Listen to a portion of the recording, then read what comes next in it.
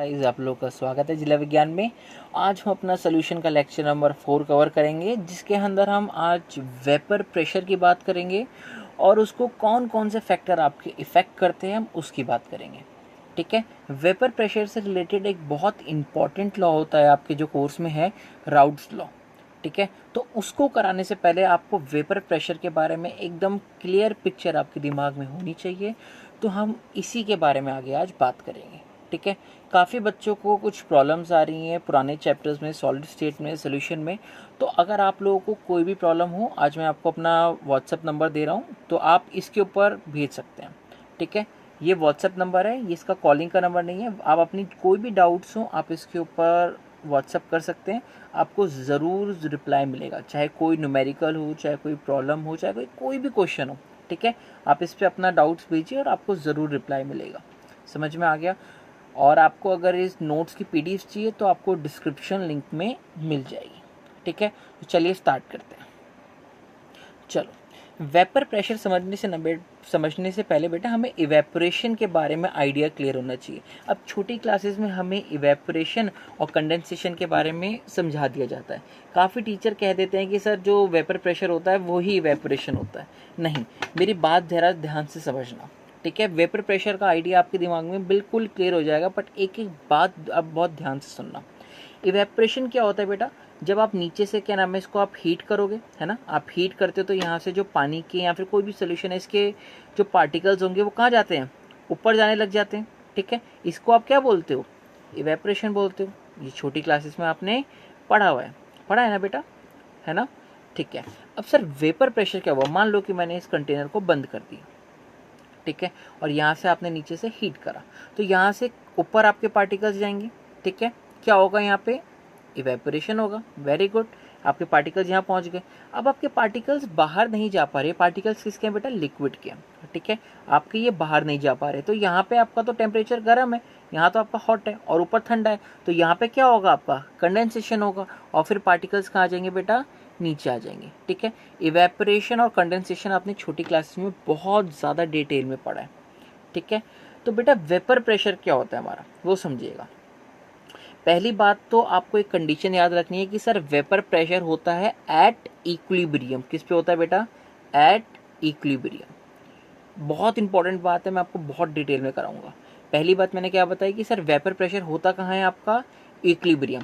अब फिर किसी ने पूछा कि सर इक्विलिब्रियम किसका? इक्विलिब्रियम बेटा द रेट ऑफ इवेपोरेशन। जितने पार्टिकल्स आपके ऊपर जा रहे हैं वो आपके इक्वल हो जाए रेट ऑफ कंडेंसेशन। समझ में आ गया? जब आपका इवेपोरेशन का रेट और कंडेंसेशन का रेट बराबर हो जाएगा, हम क्या बोलेंगे? वो किस में आ गए बेटा? इक्विलिब्रियम में आ गए। इतनी बात क्लियर? ठीक। वेपर प्रेशर कौन सी कंडीशन पे होता है? इक्विलिब्रियम पे होता है बेटा। और यहाँ पे रेट ऑफ इवेपोरेशन और कंडेंसेशन क्या हो जाते हैं सर? बराबर हो जाते हैं। ठीक, ये बात क्लियर? तो अभी मैंने आपको क्या बताया कि वेपर प्रेशर कहाँ होता है बेटा, किस कंडीशन पे होता है? एट इक्विलिब्रियम, जहाँ पे रेट ऑफ इवेपोरेशन और कंडेंसेशन बराबर हो जाते हैं। ठीक है। तो वेपर प्रेशर क्या हुआ? यहाँ के जो पार्टिकल्स थे वो कहाँ गए? आपके ऊपर आए। किस फॉर्म में गए? वेपर्स की फॉर्म में गए, है ना बेटा? किसकी फॉर्म में गए होंगे? वेपर्स की फॉर्म में गए होंगे। ठीक है। जो आपके बेटा ये वेपर्स हैं, अगर आपके इस लिक्विड की सरफेस पे, लिक्विड बोले सोल्यूशन की बोलो, इस लिक्विड की सरफेस पे अगर आपका प्रेशर लगाते हैं तो इसी प्रेशर को हम क्या बोलते हैं बेटा? Vapour pressure.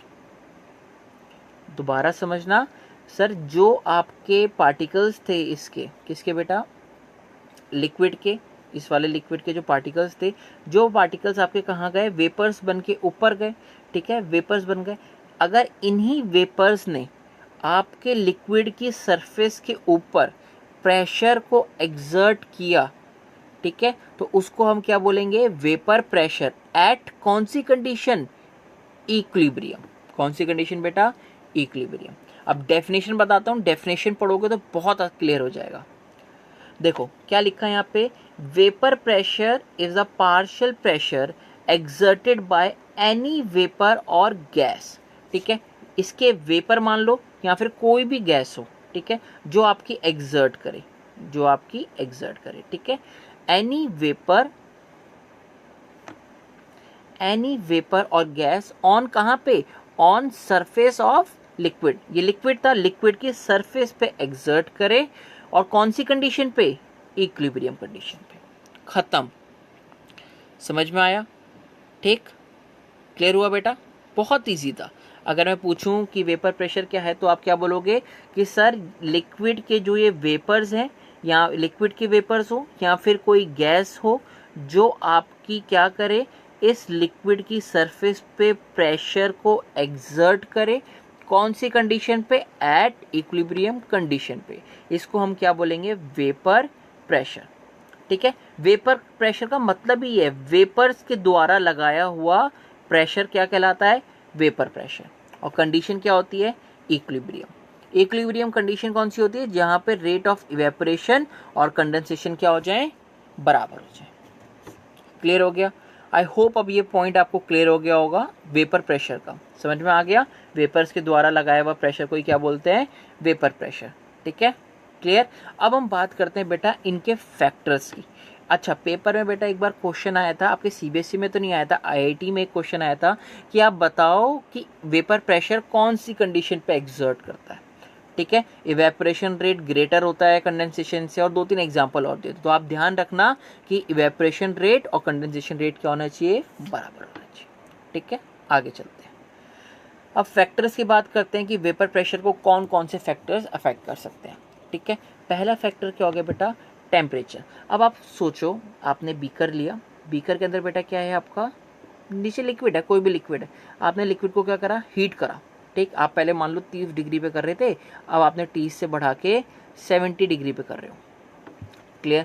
तो आपने 70 डिग्री सेल्सियस पे जब आपने हीट करा तो ज़्यादा आपके पार्टिकल्स निकल के वेपर्स में कन्वर्ट होंगे। ठीक है, मान लो पहले आपके 5 पार्टिकल्स वेपर्स में कन्वर्ट हो रहे थे, अब मान लो 10 कन्वर्ट होने लग गए। क्यों? क्योंकि आपने टेम्परेचर को क्या कर दिया, बढ़ा दिया।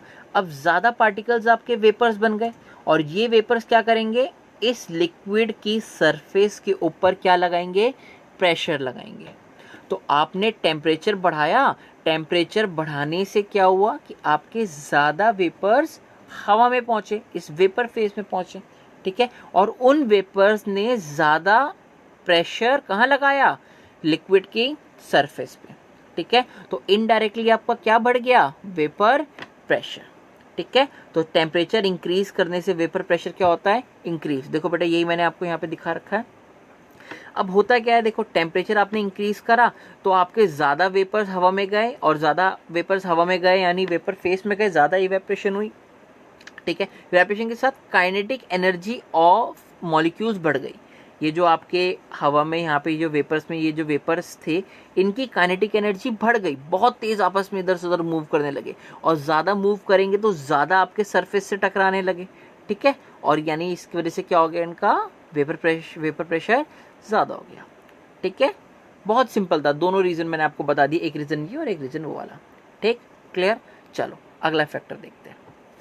अगला फैक्टर है बेटा नेचर ऑफ लिक्विड। अब बेटा मेरी बात बहुत ध्यान से सुनना, आपने ये बात 11th क्लास में बहुत सुनी होगी काफ़ी टीचरों से कि हाइड्रोजन बॉन्डिंग क्या होती है, स्ट्रॉन्ग बॉन्डिंग होती है। ठीक है, आपको पता है ना, ये 3 पार्टिकल्स होते हैं आपके, FON एक टेक्निक होती है, fluorine, oxygen, nitrogen. P block में मैं आपको कराऊंगा बहुत डिटेल में। ठीक है, तो ये तीनों आपके हाइड्रोजन बॉन्डिंग आपके दिखाते हैं, और हाइड्रोजन भी दिखाता है।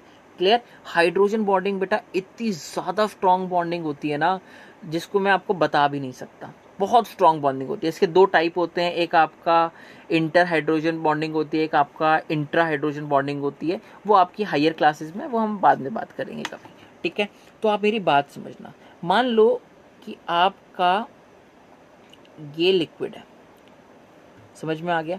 अब मान लो यहाँ पे आपका क्या हो गया, हाइड्रोजन बॉन्डिंग हो रही है, 2 पार्टिकल्स के बीच में हाइड्रोजन बॉन्डिंग हो गई।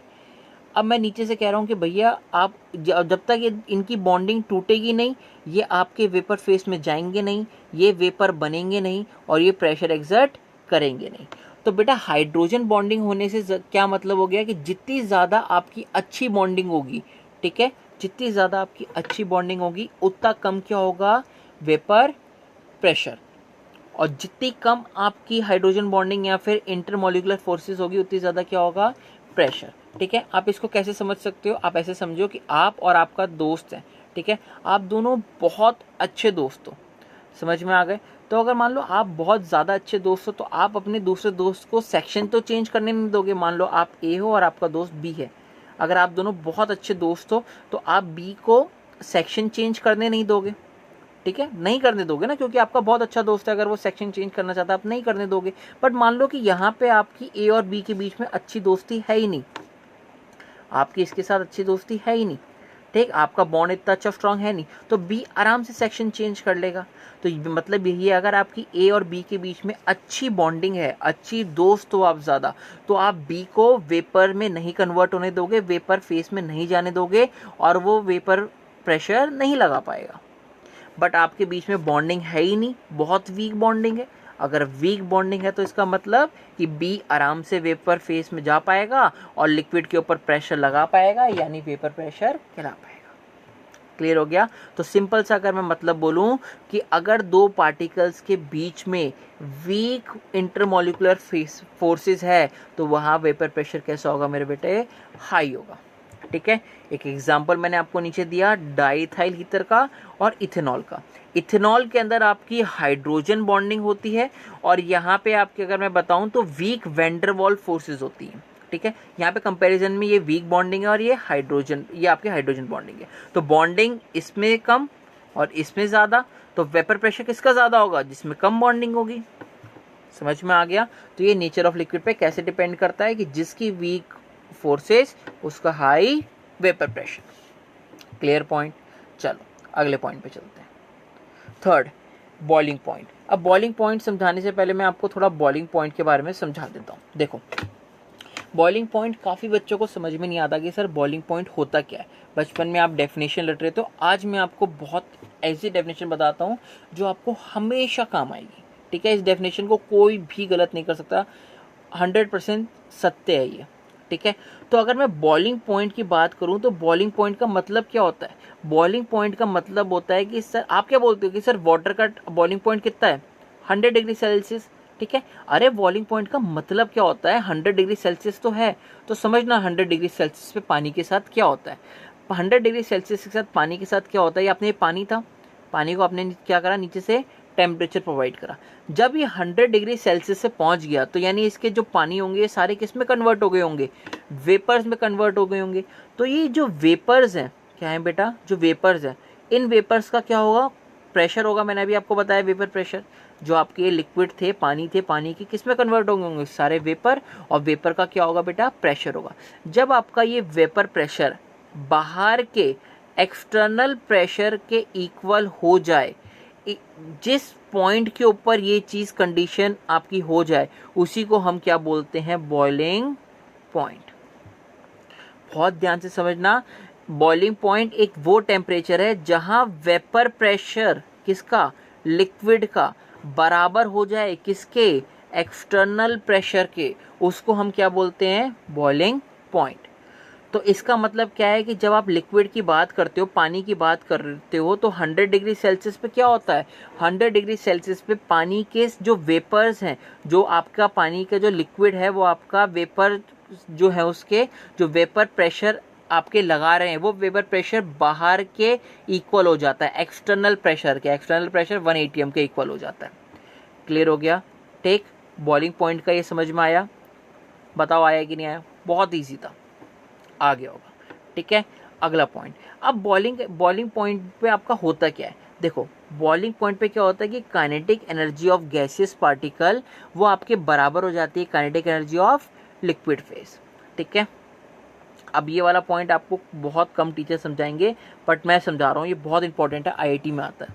ठीक है, काइनेटिक एनर्जी का मतलब क्या है, देखो आपके लिक्विड के अंदर पार्टिकल्स हैं, ये नीचे क्या है, लिक्विड, और आपके ये क्या होंगे ऊपर, थोड़ा मैं चेंज कर लेता हूँ इसको, यहाँ क्या होंगे, आपके गैस के पार्टिकल्स होंगे। ठीक है, तो बेटा ये गैस के जो पार्टिकल्स है इनकी काइनेटिक एनर्जी और आपकी जो लिक्विड फेस के जो पार्टिकल्स है इनकी काइनेटिक एनर्जी बॉइलिंग पॉइंट पे ये दोनों भी क्या हो जाते हैं, बराबर हो जाते हैं। ठीक है, kinetic energy of gaseous particle will be equal to kinetic energy of liquid phase particle. और बेटा ये बात मैं बता दूं, ये आपका आईआईटी का क्वेश्चन है बॉइलिंग पॉइंट के बारे में। क्वेश्चन पूछा था कि which of the following is true, और चारों अलग अलग पॉइंट दिए थे, सिर्फ यही पॉइंट दिया हुआ था। बच्चों को पता नहीं होता, बट ये पॉइंट है। आप एनसीईआरटी में जाके देखना, एनसीईआरटी में भी लिखा हुआ है ये वाला पॉइंट।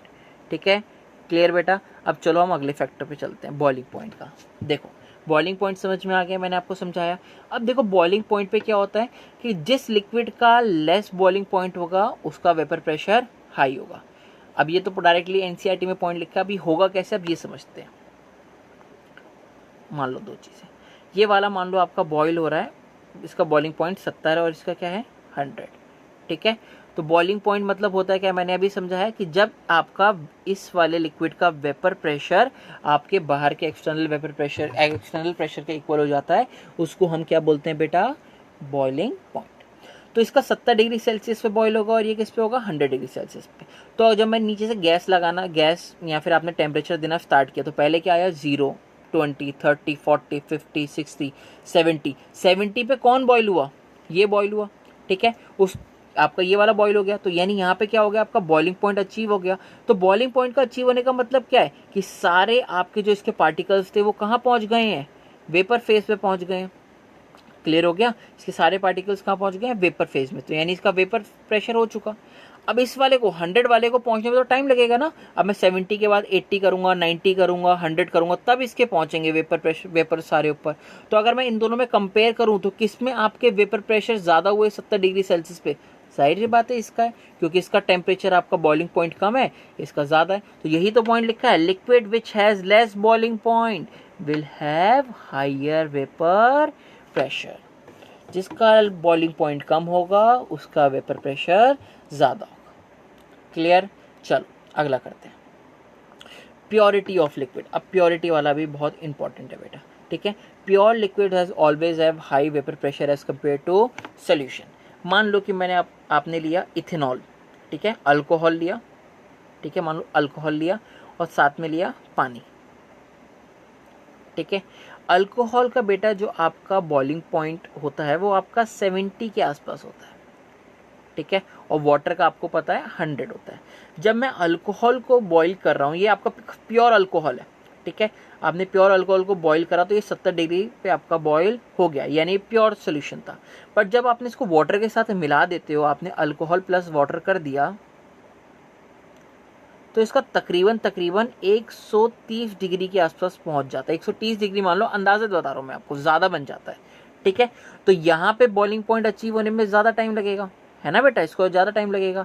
और इसके आपके वेपर्स बहुत लेट जाएंगे, इसके वेपर्स ज़्यादा जाएंगे। तो यानी ये वाला सोल्यूशन क्या था, प्योर, और ये क्या हो गया बेटा, सोल्यूशन बना इम्प्योर। तो देखो यही तो पॉइंट लिखा है, the pure liquid has higher vapour pressure as compare to its solution.